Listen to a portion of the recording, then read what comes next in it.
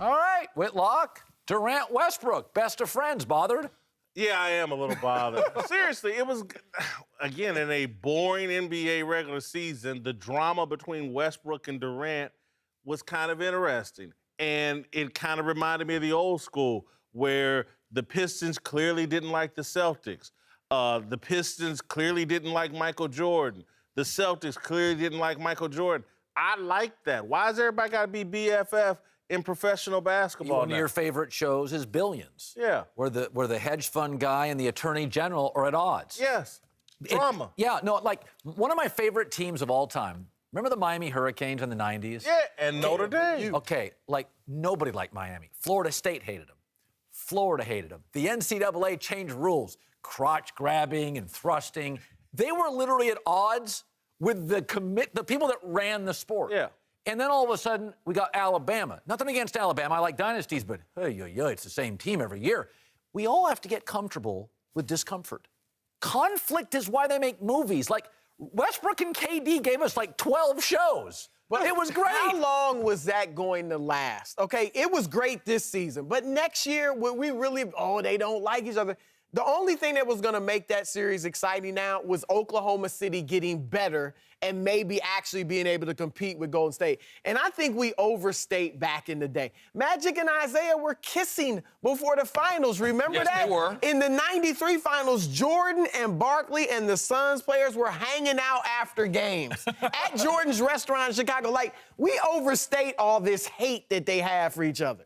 And I sat right here in this chair next to you, and I remember it vividly because you were dressed not quite as nice as you are today. I don't think you had the hat on that day.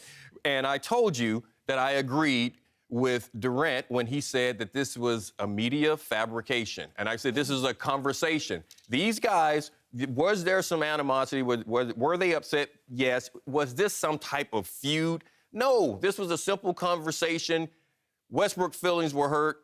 He called the dude, and I was like, this is a conversation, one simple conversation, and I believe that's what this took. It was never a feud. This was never going to fuel the NBA. This was never going to be some type of bitter rivalry. You saw how he had expressed... It was something. He expressed his feelings about this guy before, when Durant did, when he was giving his MVP speech, and it was something right. I'm telling you, Westbrook's feelings were hurt, and he wanted the conversation. They had it, and it was squashed. This was inevitably going to end because in order to have a great rivalry, there's got to be, like LeBron beating Golden State makes this rivalry great. In the end, Golden State now is built for the next 4 years to not only beat Oklahoma City, but pummel them. Oklahoma City doesn't have the cap room to get three-point shooters. So this would have died eventually a natural organic death because it's not competitive. Like Miami-Cleveland. When LeBron first went back, it was vitriol everywhere. Yeah, but the next season... Do you remember how awesome that was? The first year, it was awesome. Was it awesome the second year? They were beating them by 40 every time. You remember the first time? I was in the arena. I'm sure you were, too. The first time it was crazy. That's what sports is. It didn't last, and it wouldn't have lasted with Westbrook and Durant. Rivalries are born when I beat you or you beat me when it matters. Cowboys, Niners. Yes, because we were beating each other when it mattered.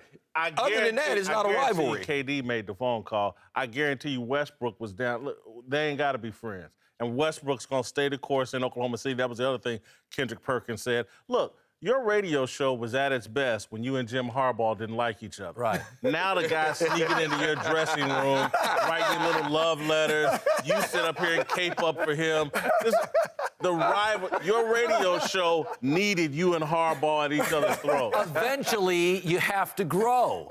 And I grew with Harbaugh. Listen, we'll come up with another rivalry. I think what's going to happen is whoever wins the finals, something's going to be spawned from that. Like, there's going to be stuff that comes out during that. First of all, is Steph Curry going to play poorly again? We're gonna question the value of Steph Curry when it matters. Let's just let this thing bake a little bit. We'll have another rivalry. For the record, Gordon Hayward may leave. Durant, if he loses or wins, could leave eventually. So these personal conflicts will happen. Colin ain't got the heart for it, but trust me, I'm going to go at Le Batard and Stu Gatz. Oh, come on.